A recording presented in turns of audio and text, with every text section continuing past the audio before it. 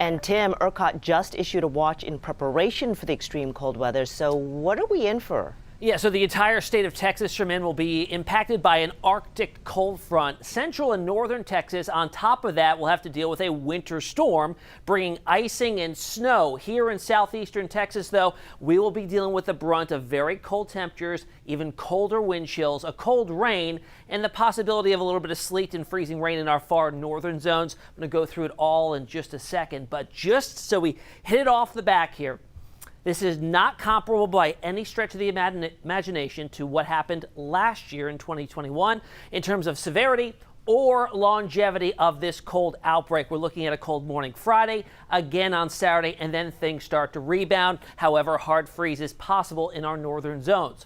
So let's time things out here with our Arctic front. Tomorrow afternoon, it'll be much too warm, mid-70s, so rain showers, isolated storms breaking on out. Now, by late Wednesday night into Thursday, the front arrives.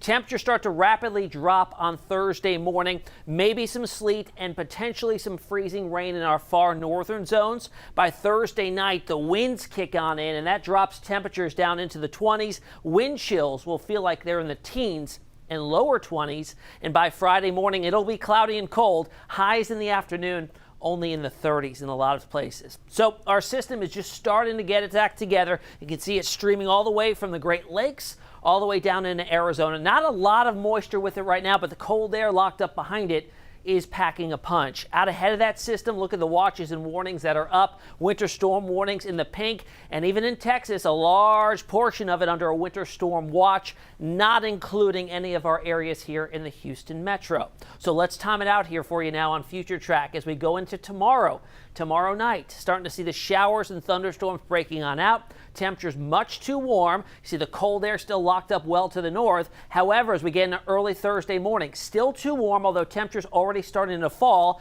still a cold rain. By late Thursday morning into the early afternoon, we see the cold air begin to catch up to some of that lingering moisture.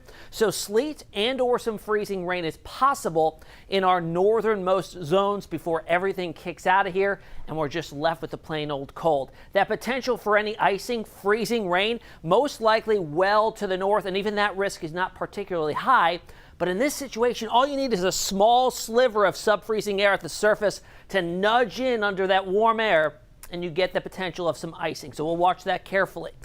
Then once that exits, the cold air really starts to pour in. You can see that wind shift happening Thursday morning. By Thursday afternoon, we're 40s and 30s, and Thursday night into Friday morning, waking up 5:30 a.m., sub-freezing, 20s in a lot of spots.